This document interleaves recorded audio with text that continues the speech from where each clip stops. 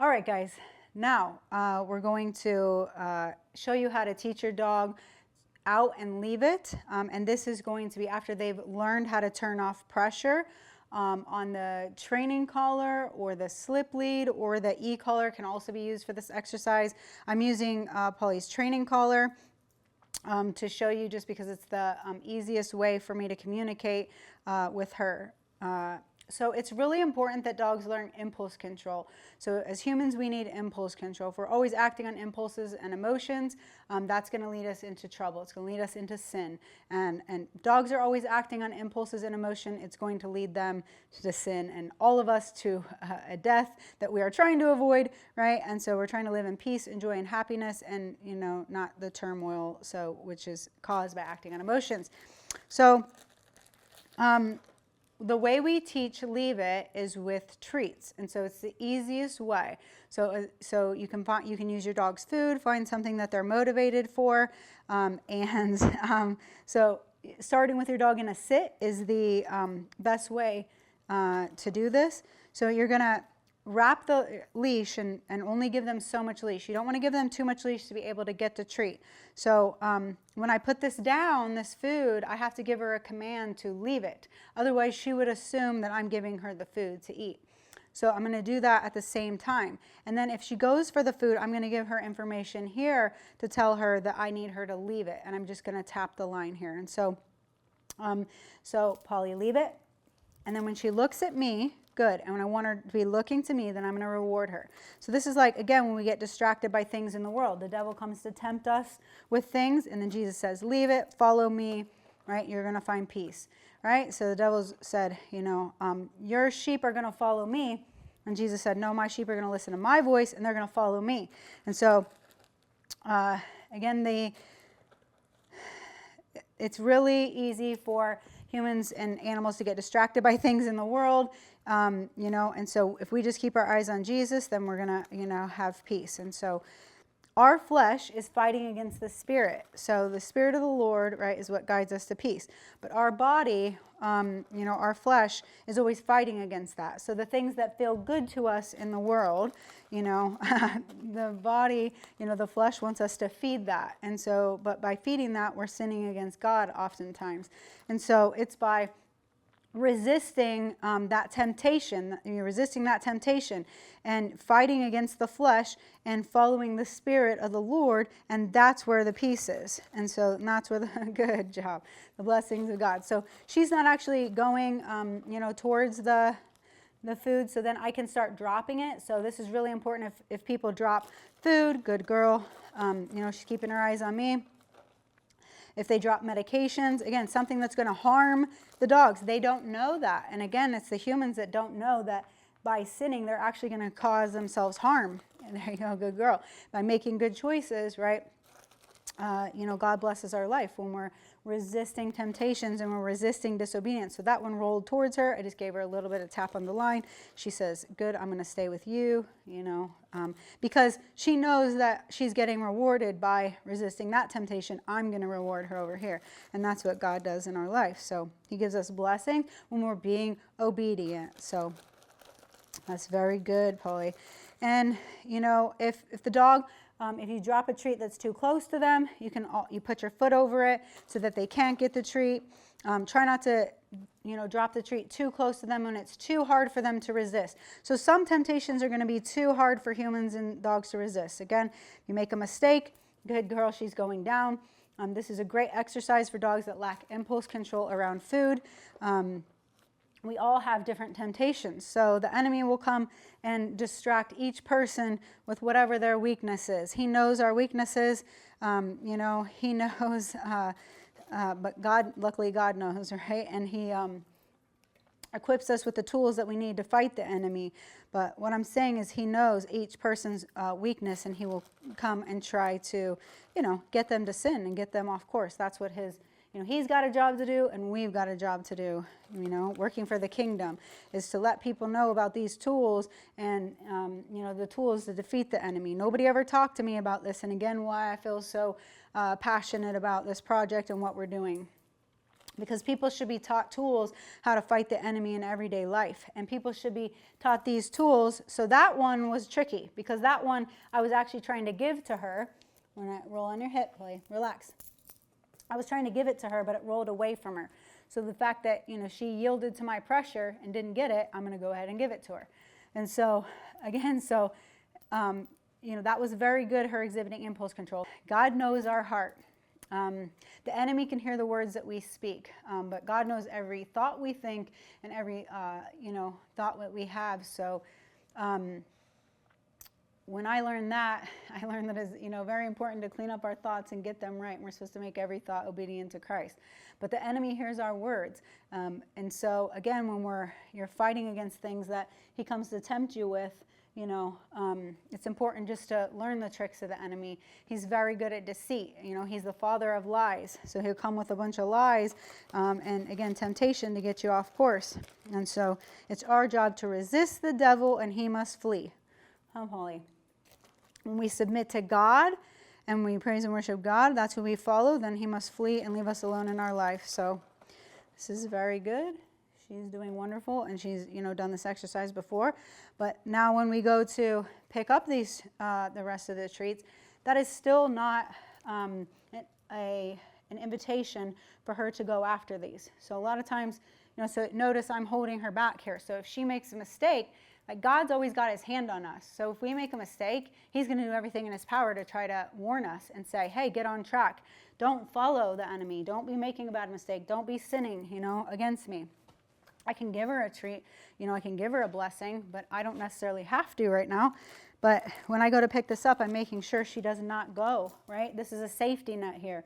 So again, he's always trying to keep us safe, because God wants us to succeed. He wants us to be happy, safe, peaceful, and living in joy and in communion and relationship with him.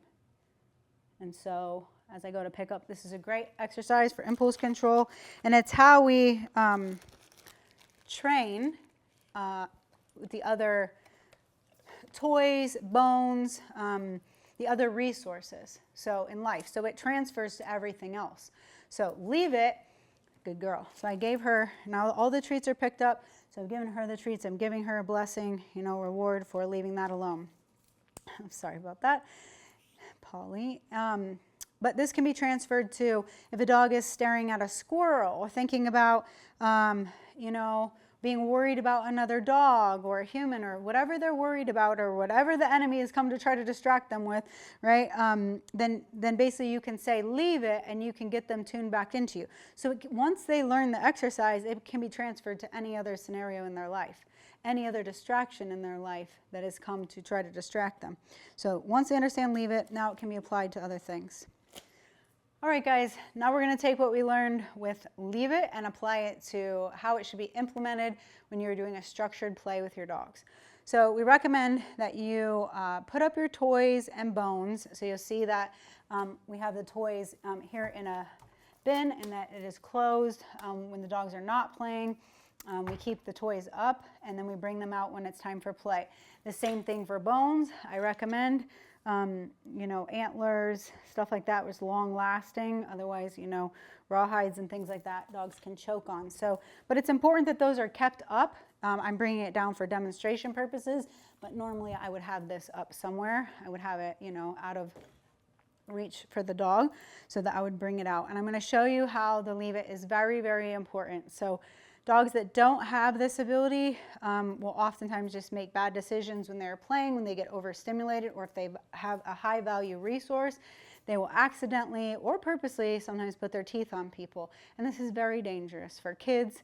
The amount of dog bites that happen, this was a common problem that we saw every day. All right, so we're going to start with tug, because I feel like that's a good way. Tug is a great game to play with your dog, but just like if you're sitting down to play a board game with your kids, you have to explain the rules. With kids or adults, you have to explain the rules of the game. And if you don't explain the rules, then how is the dog going to know what is legal and what is not? If they take a toy and just run off with it, if she just jumps up and bites this out of my hand, is that legal? Well, no, that would be like a kid jumping up and grabbing something out of your hand.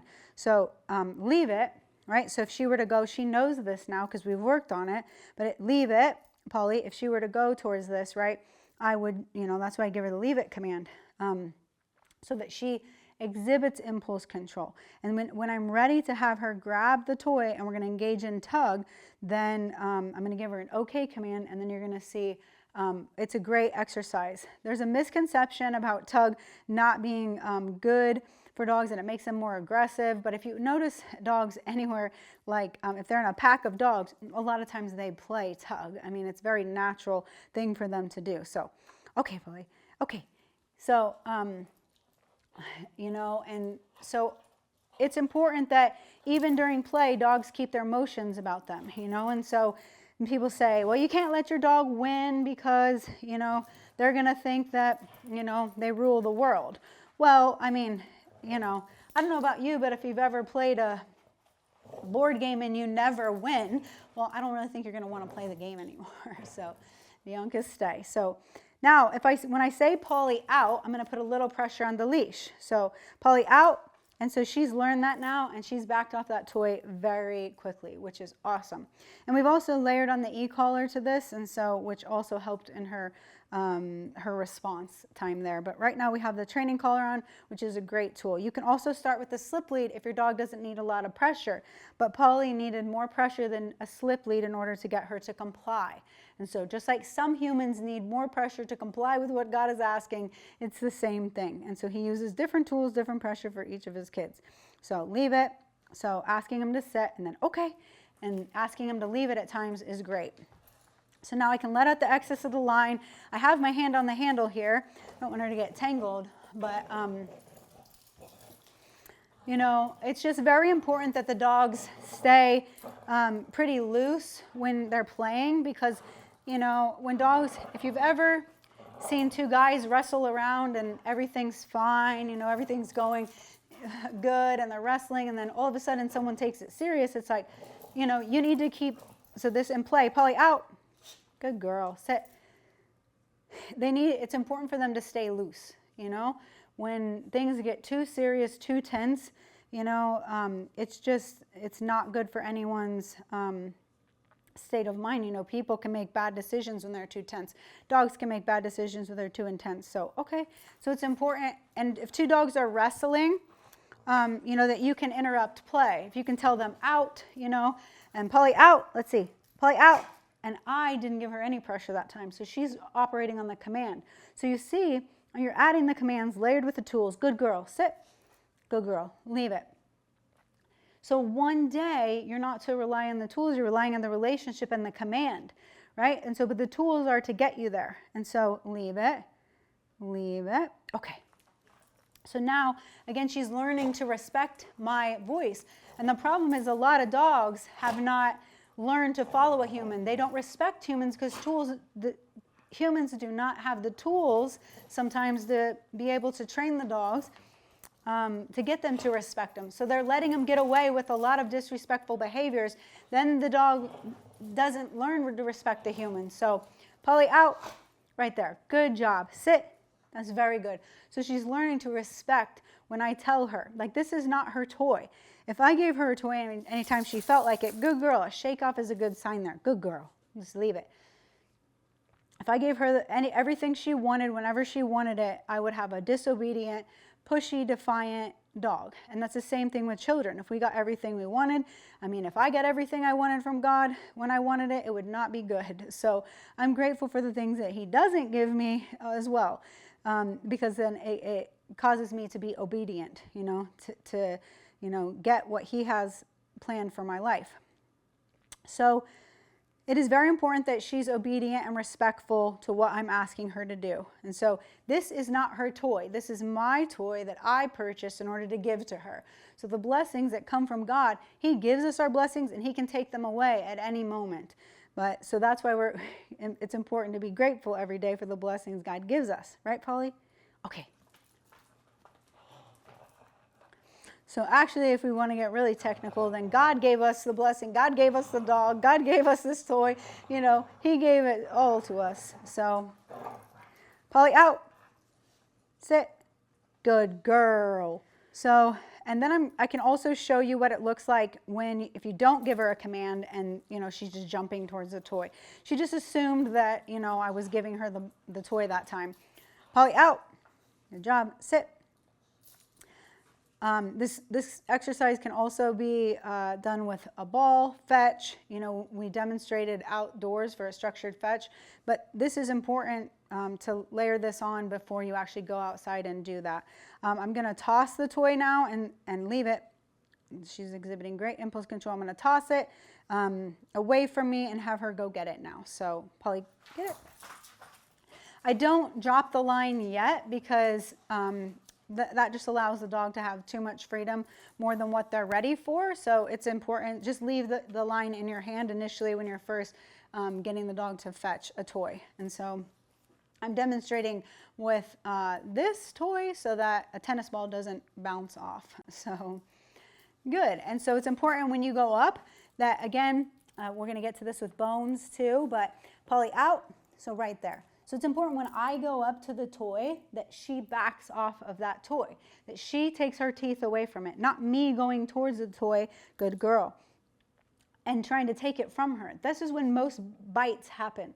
So people are going up to the dog, Polly, come, there, no, sit, good girl. They're taking a resource away from them.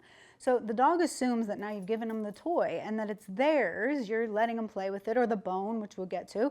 But then you go up to take it, or kids go up to take it.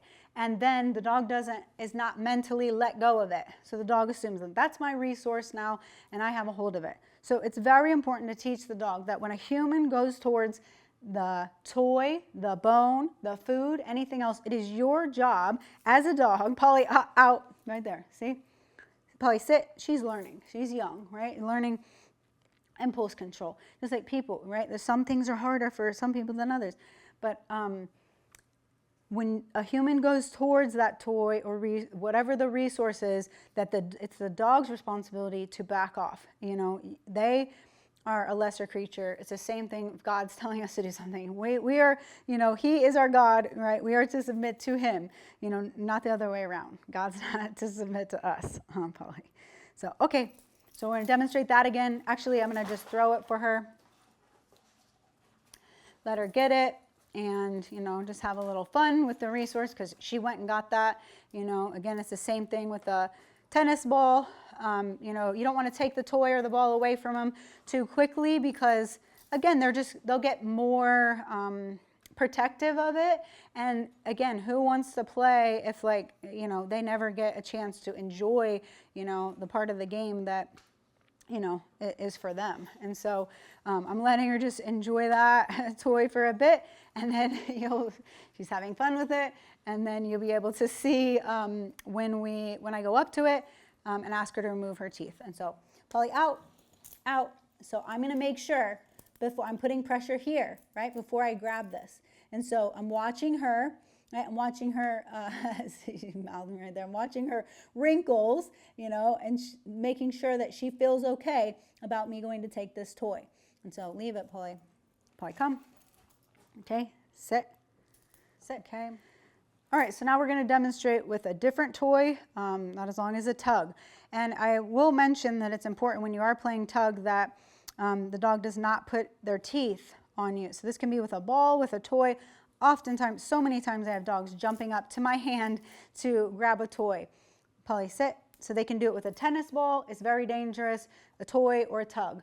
And so if they do it during tug, you can stop the game. You can decide how many times that you want to give them, for making a mistake. They will know if you put pressure on the collar, say no, ouch. They will know that they accidentally put their teeth on you. And then start again. It depends on how hard they put their teeth on you or how many times, and where you might need to take a break and you might need to go through the other training. It might be too overstimulating before you do it again. So we're going to see how she does with another toy. Polly, I know you like this toy. Ready? Yeah, there we go. Good girl. Okay, Polly, out. I'm going to throw it for you. Sit. And hopefully then you can see. Okay.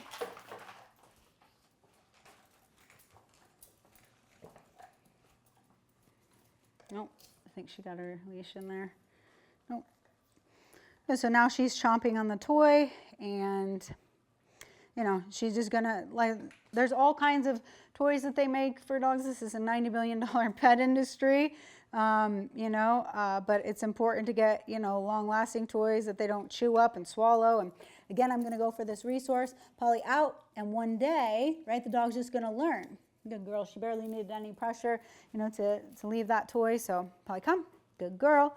Good girl. And you can also just give the toy right back to him. So I don't need to throw it for her, but the point is that I want her to know that I need her to be obedient and give me the toy. So if God asks us to give something up, you know, it's important that, you know, we obedient and give it up. And again, he's going to bless our life with other things. But my point is that I'm telling her, like, I'm not going to take this from you, you know, but I just need you to be willing to give it up too. That's an important thing, you know. Are we willing to, when Jesus says, pick up your cross and follow me, what are you willing to give up, you know, in your life? Because it does require you to give up things. But there's so many blessings that come with that. And so what you gain with him by giving up those things in your life that weren't serving you is amazing. Good girl, Polly. Good girl. This is important that you have these tools on the dogs when you're testing them around toys and bones before you allow them to just have these resources around kids. Or around, you know, your family, even around you. Otherwise, you have no way to keep yourself safe if the dog has an issue with a resource, a toy, a bone. So Polly out. So I'm just giving her a little bit of pressure, and see how she backed off there and looked away? That was wonderful. But I don't pick up the toy or the bone, right, until the dog has backed off mentally. Otherwise, I would be putting my fingers, right, in danger, your face, things like that, you know, and so you'd be putting yourself in danger by doing that. So you get them to back off the toy or the bone, and then give it back to them. So we're going to go over this with a bone as well, so you can see that. Now we're moving to the out and leave it portion of using this and transferring it to bones. High value resources. So this is a huge problem that we see, you know, with dogs. Once they get a high value resource, then they have trouble giving it up, you know, and there can be fights with other dogs, or they become, you know, resource guarding around humans, you know, and just making really bad decisions. So I have a couple of antler chews here, and so this is where it becomes important again. So leave it, I mean, probably sit. You know, if I want to, if I don't want her to get the resource, but then when I give it, after I give it to her, then we're going to demonstrate the out with it. So, okay. And I can also just put it down here, you know. And so obviously she knows if I'm putting it down that here you go, like you can have the resource.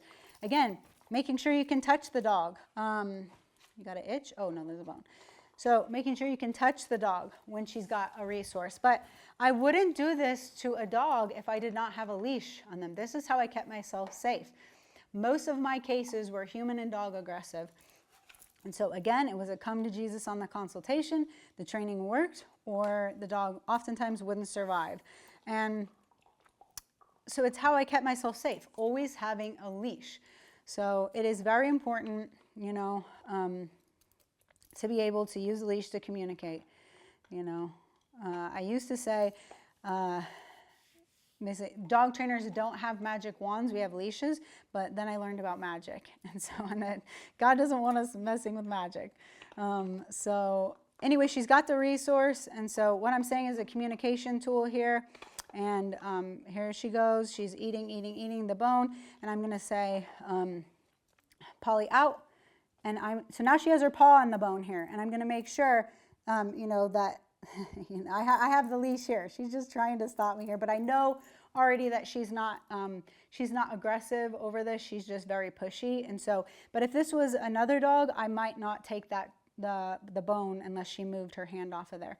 And so here you go. So I'm just giving it right back to her, letting her know that I'm not taking it from her forever. That's not my intention, is to deprive her.